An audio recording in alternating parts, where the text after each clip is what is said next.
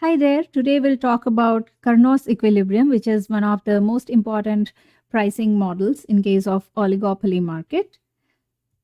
The Carnot's model was developed by Antoine A. Carnot. So let's start with a very simple example. Suppose I have two different firms, firm A and firm B, and both of them produce identical goods. So in such a situation, I can say that the total quantity in the market is equal to the quantity produced by firm A plus the quantity produced by firm B. So what is QA here? QA is the quantity by firm A and QB is the quantity by firm B. Now suppose the market demand function is something like this. So let me write the market demand function. Suppose I assume that P is equal to 32 minus Q. Suppose this is the inverse market demand function which talks about the relationship between price and quantity. So you know what P is. P is the price and Q is the quantity. And we know that the total demand or the total production of goods in the market, the total quantity is equal to QA plus QB because there are only two firms in the market, firm A and firm B, which produce identical goods. So I can replace the value of Q in this equation. So instead of P is equal to 32 minus Q, I can say P is equal to 32 minus in brackets QA plus QB. And if I expand this, I get something like this, 32 minus QA minus QB. All right. Now consider firm A. Now if I write this equation in terms of firm A, then I can write something like this. P is equal to 32 minus QB minus QA. Now this is the relationship between price and quantity produced by firm A. So what is the slope of this equation? The slope of this equation is the coefficient of QA is -1, so the slope would be -1. And the intercept is 32 minus QB. This is for firm A. Now the question is, what should this firm do to maximize profits? So you know that to maximize profits, we should look at a point where the marginal cost is equal to the marginal revenue. So let me try to find a point where marginal cost is equal to marginal revenue. Now this brings us to the next question. What is the marginal revenue for firm A? Now to get the marginal revenue for firm A, let's talk about the total revenue first. So we know that the total revenue is price times quantity. So in case of firm A, the total revenue for firm A would be equal to price times QA because QA is the quantity produced by firm A. So I can say total revenue of firm A is equal to, we saw that P is equal to 32 minus QA minus QB times QA. Let me expand this equation. So TRA is equal to 32 QA minus QA square minus QB times QA. So this is the equation for total revenue. Now from this I can estimate my marginal revenue. So what is marginal revenue? It is the rate of change of total revenue with respect to quantity. So mathematically I can say that marginal revenue of firm A is equal to DTRA by DQA. So this indicates the change in the total revenue when the quantity increases by 1 unit, or you may say the rate of change of total revenue with respect to the change in quantity. So I can rewrite this as something like this. So marginal revenue of firm A is equal to D by DQA, and instead of TRA, I can write this entire function here. So 32 QA minus QA square minus QB QA. Now I apply the rules of differentiation to solve this. So I can say marginal revenue of firm A is equal to, so 32 is a constant, so 32 minus differentiation of QA square is 2QA, and in this case QB is constant, so I say QB. So let me try to rearrange these terms a little bit. So I can say that my marginal revenue of firm A, MRA, is equal to 32 minus QB minus 2QA. All right. And I know that the demand function for QA is something like this. P is equal to 32 minus QB minus QA. We had seen this earlier. All right. So we can see that the marginal revenue curve has twice the slope of the demand curve. The slope of the marginal revenue curve in this case is -2. The slope of the demand curve in this case is -1. So we can clearly see that the marginal revenue curve has twice the slope of the demand curve. Now that we know the marginal revenue for firm A, we need to look at the marginal cost for firm A, because we know that the point where marginal cost is equal to marginal revenue is the optimal point of production. Now suppose the firm A has the following cost function. So let me write the cost function for firm A, which looks something like this. Suppose TCA is equal to 10 plus QA square. So in this case, 10 is my fixed cost and QA square is my variable cost. How do I get the marginal cost function from this? We know that marginal cost is equal to the change in the total cost when the quantity changes by 1 unit. In other words, the rate of change of total cost with respect to quantity. So I can write this in terms of differentiation. So D by DQA 10 plus QA square. So if I expand this, I get marginal cost for firm A is equal to D by DQA of 10 is 0 because 10 is a constant, and D by DQ of Q square is 2Q. So marginal cost of firm A will be 2QA. In order to maximize profits, we know that the optimal point of production is where marginal revenue is equal to marginal cost. We had estimated the equation for marginal revenue earlier. So let me write that equation back again here.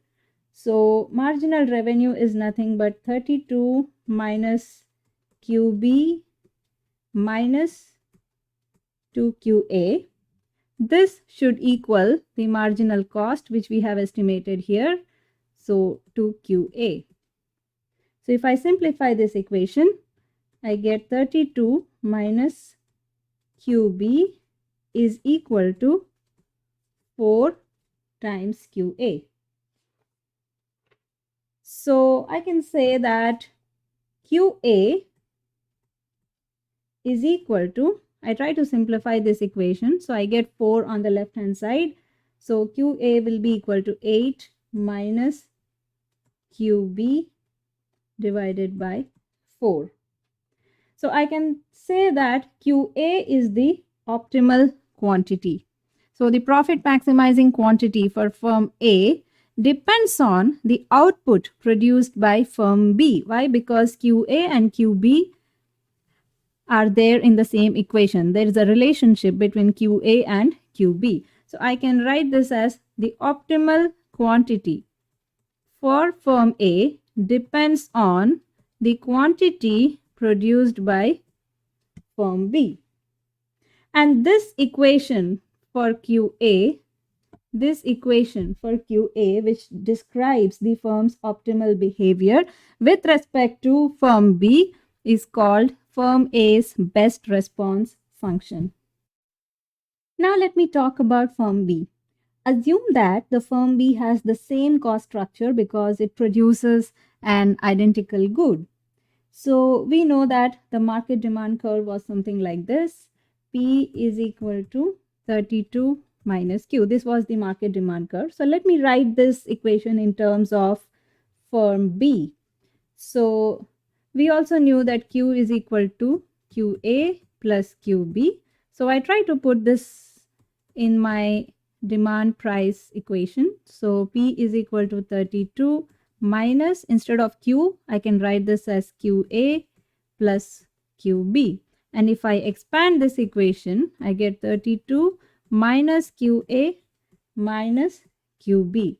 Now, in case of firm B, for firm B, price is equal to 32 minus QA in brackets minus QB. What does this equation indicate? This equation indicates that the slope for firm B is equal to -1 and intercept in this case for firm B is 32 minus QA. Now again we come back to the same question. What should the firm B do to maximize profits?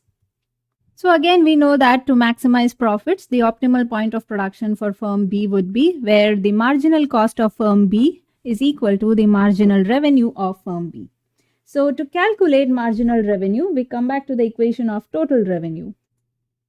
We know that total revenue is equal to price times quantity. So let me write the total revenue equation for firm B. So total revenue for firm B is equal to price times quantity produced by firm B. I know that the equation of price was something like this, 32 minus QA minus QB. So I put that equation here, times QB. So this is equal to 32, let me expand this equation, 32 QB minus QA QB minus QB square. Now this is the equation for total revenue.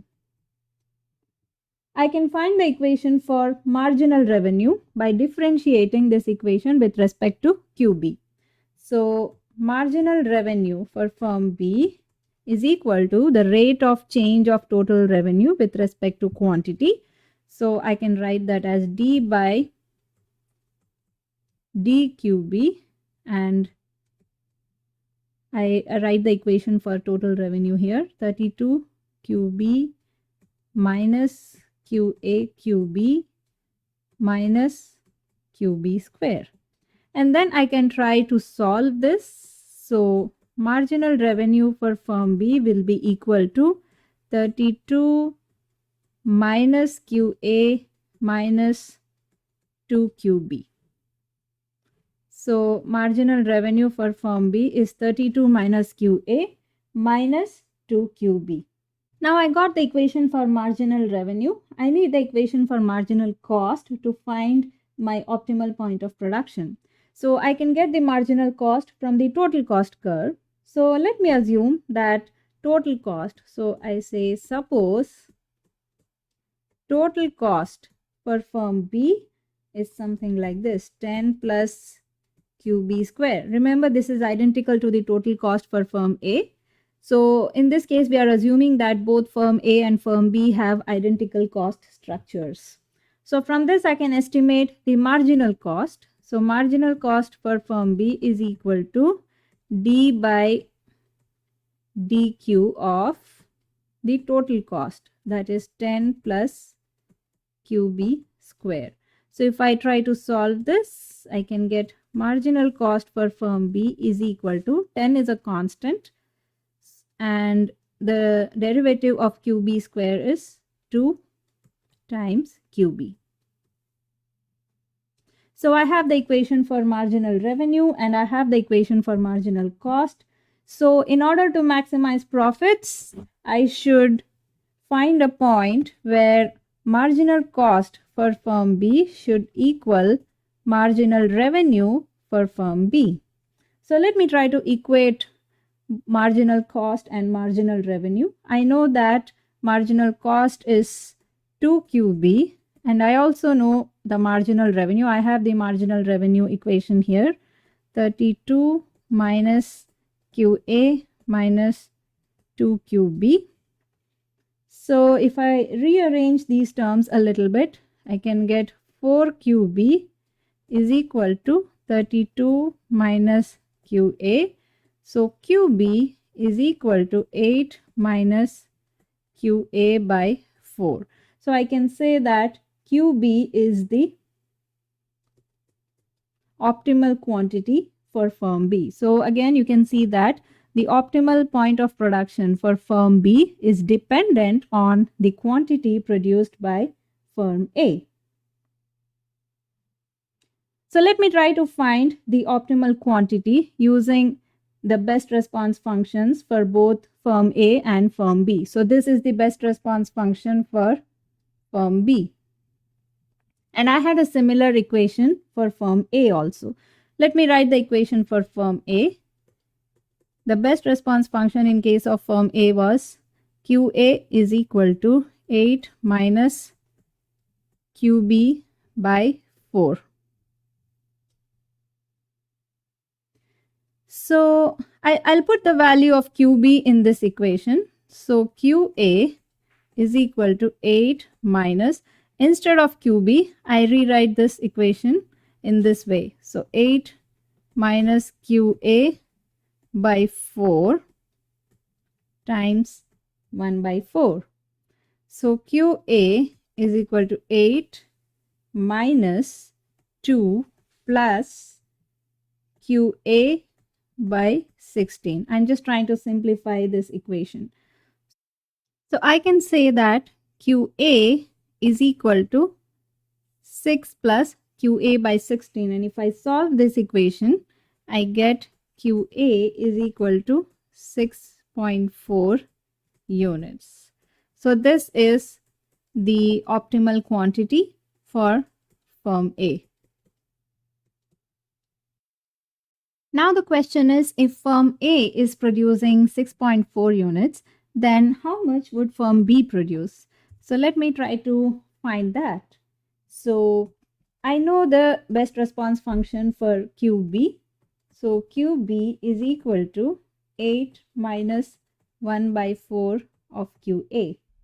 And I know that QA is equal to 6.4 units, which I just estimated right now. So QB should be equal to 8 minus 1 by 4 of 6.4, which is equal to 6.4 units. So firm B will also produce 6.4 units. So this is the equilibrium quantity in the market. And because the cost structure is the same for both the firms will have the same optimal quantities as well. Now let's talk about price. What is the equilibrium price? I know that P is equal to 32 minus QA plus QB. This was the market demand function. So I put the values of QA and QB in this equation to get the value of price. So 32 minus 6.4 minus 6.4 should give me a value of 19.2. So this is my price, 19.2 units. So at this point, both firms will produce 6.4 units and both of them will have no incentive to deviate from this point. And this state is called Carnot's equilibrium.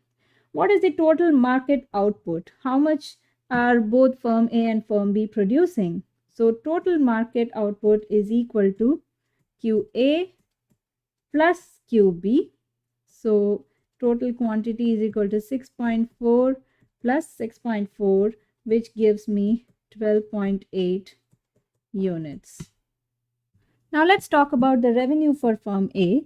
So total revenue for firm A is equal to the equilibrium price times the equilibrium quantity for firm A. So this is equal to, I know that my price is 19.2 and I know that the equilibrium quantity for firm A is 6.4. So this gives me 122.88 units. Likewise, I can also find the total cost. So total cost for firm A was 10 plus QA square. So which comes to 10 plus, I know that QA is 6.4. So if I calculate, it's somewhere around 50.96. So this is the total cost for firm A. So what is the profit for firm A? Profit for firm A is equal to the total revenue of firm A minus the total cost of firm A. So this is 122.88 minus 50.96, which comes to 71.92 units. This is with respect to firm A. And because firm A and firm B are identical in nature, firm B would also have the same amount of total cost, profits, and total revenues. So the key point here is that the output of each firm depends on the output of the other firm. And this is very clear from the best response function. So if the firm A's competitor, that is firm B, is producing more, then firm A would produce less. In other words, if firm B is more aggressive, then firm A would produce less. And if firm A is more aggressive, then firm B would produce less. Now, there are some assumptions which this model follows and which may not be realistic. For example, this model is applicable only when both the firm A and B produce only identical or standardized goods. So, in a real situation, that might not be the case. Secondly, it also assumes that they cannot collude or form a cartel. The third assumption is that both the firms have the same view of market demand. So, in a real scenario, again, this assumption might not hold good. And lastly, this assumes that both the firms are familiar with each other's cost structure. So, these are some of the assumptions of Carnot's model, which may not be realistic in a practical situation. These are the limitations of Carnot's model, which we just discussed about. Now look at this graph. The orange line indicates the best response function for firm B and the white line indicates the best response function for firm A. So I have written the best response function for firm A and firm B. Both of them are straight lines. So I represent these two equations in the form of two different straight lines. Now, suppose QB is equal to 0. So, let's start with QB is equal to 0. Now, according to the best response function of QA, how much should firm A produce when QB is equal to 0? So, I put the value of 0 here in this equation and I calculate the value of QA. So, QA will be equal to 8 minus 0, which is 8 units. So I start at this point. So here, if firm B produces 0 units, the optimal point for firm A is 8 units. Now let's talk from the perspective of firm B. If firm A is producing 8 units, it may not be optimal for firm B to produce nothing. So let me look at the response function for firm B. If firm B is aware that firm A is producing 8 units, then how much should firm B produce? So I use the best response function here for firm B and I calculate QB. So QB is equal to 8 minus 1 by 4 and we just saw that firm A was producing 8 units. So I put 8 here. So this gives me a value of 6 units. So this means that if firm A is producing 8 units, then firm B, instead of 0, it will produce 6 units. So it will be somewhere here. So this point that you see here is 8, 6. Now that firm B is producing 6 units, there will be a response from firm A, because now that firm A knows that firm B is producing 6 units, the quantity for firm A will change. So now let me try to estimate this quantity. So QA in this case will be equal to 8 minus 1 by 4. And now I know that firm B is producing 6 units. So if I solve this equation, I get QA is equal to 6.5 units. So this is the response from firm A. So now this point over here will shift a little bit more. So it will come here. So this point that you see is 6.5 and 6. So firm A is producing 6.5 units and firm B is producing 6 units. Now again the same question. If firm A produces 6.5 units, then what is the response from firm B? So let me try to calculate that here. QB is equal to 8 minus 1 by 4. Now I know that firm A is producing 6.5 units. So I put 6.5 here, and if I calculate, I get something like 6.375 units. So this is the response from firm B. So which means this point will again shift a little bit and it will come here. So this point is 6.5 units by firm A and 6.375 units by firm B. And this process will go on till both the firms A and B reach the market equilibrium quantity, which is somewhere here. So this is the point where the response function for firm A and response function for firm B, both of them intersect.